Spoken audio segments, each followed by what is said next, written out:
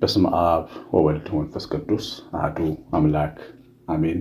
ሁሉን የሚችል አምላክ ሁሉን የሚችል ጌታ እግዚአብሔር ሆይ እናመሰግንሃለን። በጌታችን በአምላካችን በመድኃኒታችን በኢየሱስ ክርስቶስ ስም በእሱ ባደረግከው ቸርነት እናመሰግንሃለን። አቤቱ ከጥፋት ወደ ሕይወት ከጨለማ ወደ ብርሃን ከባርነት ወደ ልጅነት መልሰህናል። ዕዳችንን በመስቀል ላይ ከፍለሃል። ኃጢአታችንን ይቅር ብለሃል። አቤቱ ልጆች ወራሾች አድርገናል። በመንፈስ አትመናል። እናመሰግናለን። እግዚአብሔር ሆይ የታመሙትን በየቤቱ እንድትፈውሳቸው እንለምንሃለን። ጌታችን ኢየሱስ ክርስቶስ አንተ ይዘረጋሃላቸው ተፈውሰዋል። ጥላ ያረፈባቸው ቀሚስን የዳሰሱ ሁሉ ድነዋል። ቃል የተናገራቸው ድምፅን የሰሙ ድነዋል። በቃል ትእዛዝ ድውያን ይፈወሳሉ። የአእምሮ ሕመም ያላቸው፣ የመንፈስ ጭንቀት ያለባቸው፣ አይድንም የተባለ ሕመም ያለባቸው ወጣቶች፣ ሽማግሌዎች፣ ሕፃናትን በጌታችን በኢየሱስ ክርስቶስ ስም ይፈውሳቸው። በላያቸው የሚሰሩ አጋንንትን ገሥጸ ከላያቸው ላይ አውጣ። የመንፈስን ብርሃን አብራላቸው። እግዚአብሔር ሆይ ይህንን ጸሎታችንን ልመናችንን ስለሰማህ እናመሰግንሃለን። እስከ ዘላለም በጌታችን በአምላካችን ኢየሱስ ክርስቶስ በእርሱ ያለ ክብር ለአብ ለመንፈስ ቅዱስ ይገባል። እንዴት አመሻችሁ እግዚአብሔር ብሩካን እግዚአብሔር ልጆች። እንግዲህ በዚህ በአብይ ጾማችን ሰባት ቀናትን ርዕሶችን እየተከፋፈልን ጸሎት እናደርጋለን። አሁን የምንጸልየው ለታመሙ ሰዎች ነው። በቀጥታ ስርጭታችን ደግሞ ስም ዝርዝራቸውን በክርስትና ስማቸው እያነሳን ጸሎት እናደርጋለን። በጣም ብዙ ሰዎች እንደዳኑ አምናም ካቻምናም በነበረው ጸሎታችን ተነግሮናል። እግዚአብሔር ስለሚሰማ ያድናል። እኛ ሳንሆን እግዚአብሔር ይሰራል። ስለዚህ ስመ ክርስትና የታመሙባቸውን ሰዎች ስመ ክርስትና በስልክ በኩል በዋትሳፕ፣ ቴሌግራም፣ ቫይበር ላይ ላኩልን። የታመሙ ሰዎች ለህሙማን ስለሆነ የሚጸልዩ አሁን ሌላ ኖርማል ሰው ስማት ላኩ። ታሞ ያሉ ሰዎችን በዚህ ስልክ ላኩልን። አንደኛው ይሄ ነው። ሁለተኛውና ትልቁ ማሳሰቢያዬ በዚህ አብይ ጾም በግማሽ አብይ ጾም ምንሰራ ደግሞ አንድ ቤተሰብን የምናቋቁምበት ስራ አለ። የምናግዛት አንዲት እናት ናት። አንድ ልጅ ነው ያላት። ልጇን ብቻዋን የምታሳድግ ነች። ያው ድንገት ይሄ ልጅ ምን እንደሆነ ሳይታወቅ ራሱን ስቶ በመውደቅ ያው አልጋ ላይ ይውላል እና ይህንን ልጅ ለማሳከምም እንደዚሁም ደግሞ የተለያዩ መፍትሄዎችን ለመፈለግም ወጥታ የምትገባ ልጅ ነች። ግን የ9 ዓመት ልጇን አልጋ ላይ አስተኝታ እንደ ዶሮ እንቁላል እንደምታይ እየተመለከተች ትውላለች። ይህን ጉዳይ ያው የአጋፔ ቤተሰብ በደንብ ካየን በኋላ ነው ብናመጣቸው ችን ሴት እንረዳለን፣ እናግዛለን እና በደንብ ተቋቁማ ራሷንም ልጇንም መግባ ሐኪም ቤት መውሰድ ባለባት መንገድ የምታደርገውን ነገር ድጋፍ እናደርግላታለን። 9114138 ስልኬ ነው። ዋትሳፕ፣ ቴሌግራም፣ ቫይበር ላይ ያለው እንግዲህ ይህን ሰሞን እሷን በደንብ እናግዛለን። እግዚአብሔር እናንተን ቤታችሁን ይባርክ። በትምህርቱ ርዕስ ላይ እንዳያችሁት ምኞትና እምነት ልዩነቱን በደንብ ማወቅ ስለሚያስፈልገን እግዚአብሔር መንፈስ ቅዱስ በዚህ ጉዳይ ላይ ዛሬ ሊናገረን ነው ያሰበው። እንግዲህ ስለ እምነት ስንናገር የእምነት አባት አብርሃምን ከአብርሃም ቤትና ሕይወት ብዙ ነገሮችን ስለምንማር ዛሬ የምንነሳው ከአብርሃም ቤት ነው። በኦሪት ዘፍጥረት ምዕራፍ 13 ቁጥር 14 ላይ ሎጥ ከተለዩ በኋላ እግዚአብሔር አብርሃምን አለው፣ ዓይንህን አንሳ፣ አንተ ካለበት ስፍራ ወደ ሰሜን፣ ወደ ደቡብ፣ ወደ ምስራቅ፣ ወደ ምዕራብ እይ፣ የምታያትን ምድር ሁሉ ለአንተ ለዘርህ ለዘላለም እሰጣለሁ። እንግዲህ እግዚአብሔር አምላካችን አብርሃም እንደዚህ ያለው ሎጥ ለሚባለው ለወንድሙ ልጅ የሚሻለውን ቦታ ስለሰጠ ነው። እንዳንጣላ እረኞቻችን እየተጣሉ ስለሆነ ጥሉ እኛ ጋር እንዳይመጣ እስቲ የምትፈልገውን እግዚአብሔር ከሰጠኝ መሬት ላይ ምረጥና ውሰድ ብሎት ነበር። ሎጥ ለምለሙንና ቀጤማ ያለበትን መሬት መርጦ ወሰደ። ለአብርሃም ድንጋያማ ቦታ ቀረለት ማለት ነው። እና ይህን ቅንነቱን ደግነቱን አይቶ እግዚአብሔር መጣ። ሎጥ ከተለዩ በኋላ እግዚአብሔር መጣና ተመልከተ፣ ወደ ምስራቅ፣ ወደ ምዕራብ፣ ወደ ሰሜን፣ ወደ ደቡብ እያለ ዓይኖች ያዩትን ሁሉ እሰጥሃለሁ አለው። አሁን በዚህ ትእዛዝ ውስጥ አብርሃም በአራቱም አቅጣጫ ማየት ችሏል። እግዚአብሔር እንዳለው እስከ አድማስ ዳርቻ እስከ ማዶ ድረስ ከፍ ያለ ተራራ ላይ ቆሞ እስከ ተለያየ አቅጣጫ እስከ ማዶ ድረስ አብርሃም ማየት እስከቻለ ድረስ ተመለከተ። አብርሃም ይህን የተመለከተው በእምነት ነው። የሚሰጥ ደግሞ እግዚአብሔር ነው። አሁን እነዚህን ነገሮች በእምነትና በምኞት ማየት ሊሆን ይችላል። አንዳንድ ሰው ሕይወትን በምኞት ይመለከታል። ውሽ ያደርጋል። በቃ እንዲህ ቢሆንልኝ፣ እንደዚህ ቢሆንልኝ፣ እንደዚህ ባገኝ ብሎ ይላል። ግን የሚያገኝበት ምንድን ነው? መሰረቱ ምንጩ ምንድን ነው? ማን ይሰጠዋል? ይህንን አጥርቶ አያስቀምጥም። ምኞት ብቻ ይሆናል። ምኞት ደግሞ ብዙ ጊዜ ጉልበት የለውም። ልብን ያሞቃል እንጂ እግርን አያንቀሳቀስም፣ አይምሮን አይከፍትም። ያችሁ ምኞት በጣም ትልልቅ ነገሮችን አይምሮ ውስጥ እንድናስብ ሊያደርገን ይችላል። ግን ወደፊት ኃይላችንን እንደ ንስር አያድስም። ምኞት በራሱ ጤነኛ ነገር ነው። ግን ምኞት እግዚአብሔር ያደርገዋል ብሎ ከማለት ጋራ ከእምነት ጋራ ተጣምሮ ህልም እስኪሆን ድረስ ትልቅ እምነት አይን እስኪሆን ድረስ ማደግ አለበት። ግን ብዙ ሰዎች ይመኛሉ እንጂ አያምኑ እና ትልቅ ሰው ሆናለሁ ብለው ይላሉ። ግን ክርስቲያኖች ትልቅ ሰው እግዚአብሔር ያደርገኛል፣ እግዚአብሔር አድርጎኝ ትልቅ ሰው ሆናለሁ ይላሉ። የሚመኙ ሰዎች እችላለሁ ይላሉ። እግዚአብሔርን የሚያምኑ ሰዎች ኃይልን በሚሰጠኝ በክርስቶስ ሁሉን እችላለሁ ይላሉ።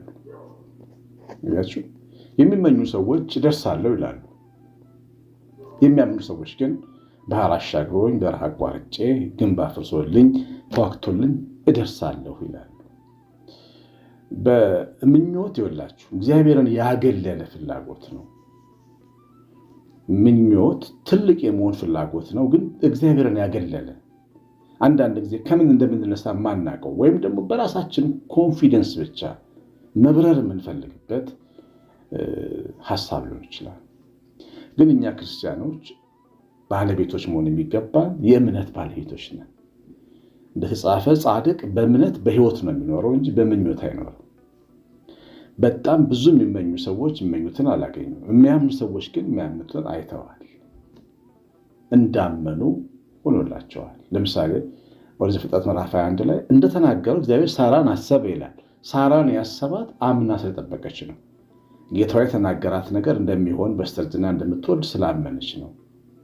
አያችሁ፣ ማመን ይፈልጋል። የዓይነ ስውር በኢያሪኮ ጎዳና ላይ የነበረው ሉቃስ 18 ላይ ዓይነ ስውሩ ጌታ ኢየሱስ ክርስቶስ እንደሚያድን ስላመነ ነው። የዳዊት ልጅ አዳኝ ነው ብሎ ስላመነ ነው ዓይኖቹ የተከፈቱለት።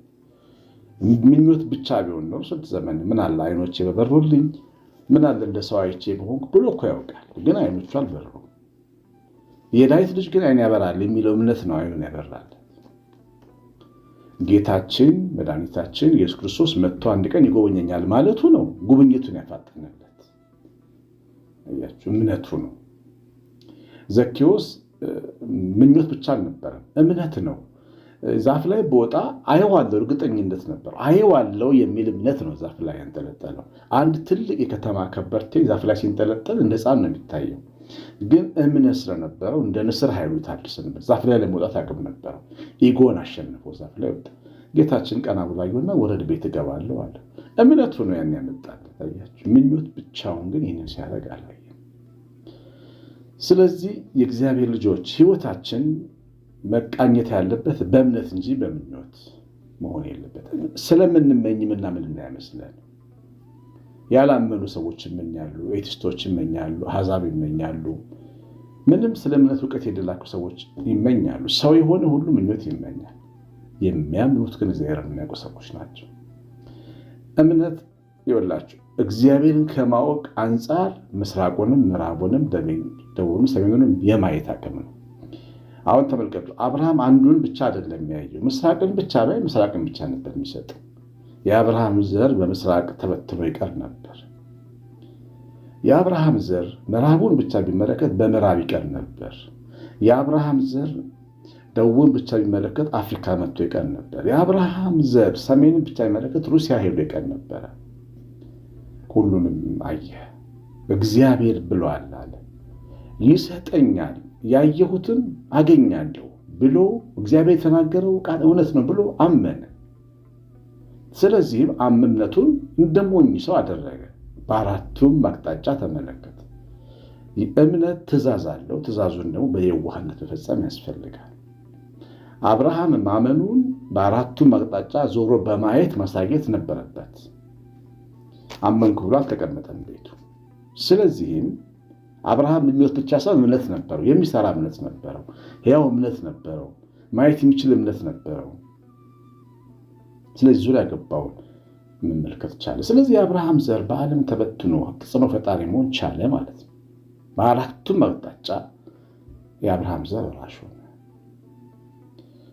እግዚአብሔር እንዳመነ አረገለት፣ ዘሩን ወራሽ ዘር አረገለት። ስለዚህ ያመኑ ሰዎች ነው መሆን የሚገባል፣ የሚመኙ ሰዎች ብቻ አይደለም። ጥሩ ነገር በሆነልኝ ሳይሆን እግዚአብሔር ጥሩ ነገር ያደርግልኛል ማለት፣ ጉዳይ ሲኖረን እግዚአብሔር ያሳካልኛል ማለት። እንደው በተሳካልኝ ምኞት ነው፣ ያሳካልኛል ግን እምነት ነው። አሳካዋለሁ በራስ ላይ ማመን ነው። ያሳካልኛል ግን በእግዚአብሔር ላይ ማመን ነው። እምነቱ ራሱ እግዚአብሔር ላይ መሆን አለበት። ሁሉም በሚችለው አምላክ እጅ ላይ መሆን አለበት እምነት። የሚሰራ ወጥቶ የሚመለስ ሰርቶ የሚመለስ እምነት እሱ ነው፣ በእግዚአብሔር ላይ ካለ እምነት የሚመጣ። አንዳንዴ ሰው በራሱ በእውቀቱ በአነቃቂ ንግግሮች በምናምን ራሱን አስታጥቆ ሊመጣ ይችላል። ግን እግዚአብሔርን አምኖ የሚወጣ ሰው ነው የሚፈልገው ነገር ላይ ይደረሰው እና ያደርጋል። እግዚአብሔር ያሳካል ማለት እግዚአብሔር ይረዳኛል፣ አገባለሁ፣ ወልዳለሁ፣ እግዚአብሔር ይረዳኛል፣ ሰርቻ አተርፋለሁ፣ እግዚአብሔር ይረዳኛል፣ እማራለሁ፣ አገኛለሁ፣ እግዚአብሔር ይረዳኛል፣ ተነስቼ ወደማስበት አገር ደርሳለሁ፣ እግዚአብሔር ይረዳኛል፣ ህመም ይፈወስልኛል፣ የታመመ ሰውም ይድንልኛል፣ እግዚአብሔር ይረዳኛል፣ የምናገረው ይደመጣል። ይህን ባላምን እናንተ ፊት ለመናገር አቅም አላገኝም። እግዚአብሔር እንደሚረዳ ነው ሰባኪውን ማስተማር ያለ። እግዚአብሔር ይረዳኛል፣ እነግዳለሁ፣ አተርፋለሁ ማለት ያስፈልጋል። እሱ እምነት ነው። እሱም ደግሞ አፋዊ አይደለም፣ የልብ እምነት ነው፣ የውስጥ እምነት ነው፣ ከአንጀት የሆነ እምነት ነው።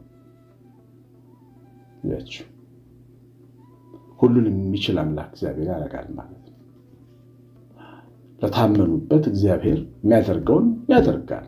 እግዚአብሔር እንዳለ የሚያውቅ ወደ እግዚአብሔር የሚደርስ እግዚአብሔር እንዳለና ለሚፈልጉት ዋጋ እንደሚሰጥ ያምን ዘንድ ይገባዋል። እግዚአብሔር ይሰጣል፣ ያደርጋል፣ ያከናውናል፣ ያግዘኛል፣ አብሮኝ አለ ማለት እንዲህ አይነት እርግጠኝነት ከምኞት የተሻለ እምነት ነው። እሱ ብዙ ጊዜ እንደዚህ ያሉ ሰዎች አያፍሩ። እግዚአብሔር ተስፋ የሚያደርጉ አያፍሩም ተብሎ የተጻፈው ለዚህ ነው። ሰዎች ግን የሚፈልጓቸው ብዙ ነገሮች አልተሳኩላቸው እምነት ሳይሆን ምኞት ብቻ ስለሆነ ቢሆንልኝ፣ እንዲህ ቢሳካልኝ፣ እንዲህ ቢረዳኝ፣ እንደዚህ ቢረዳኝ የምንለው ነገር አለ። እርግጠኝነት የሚጎለው ገና እግዚአብሔር ያስብበት ከሆነ ብሎ የሚል ለእግዚአብሔር ጥርት ያለ አመለካከት የሌለው አይምሮ የሚያስበው ሀሳብ ነው። በእግዚአብሔር መልካምነት የሚያምን ሰው ግን እንደዚህ ስንፍና ያስብ ነው። ያደርጋል ነው የሚለው፣ ይረዳል ነው የሚለው፣ ይሰማል ነው የሚለው፣ ይምራል ነው የሚለው፣ ያከናውናል ነው የሚለው፣ ያግዛል ነው የሚለው። በእውነት እግዚአብሔር ያግዛል ብሎ ያምናል።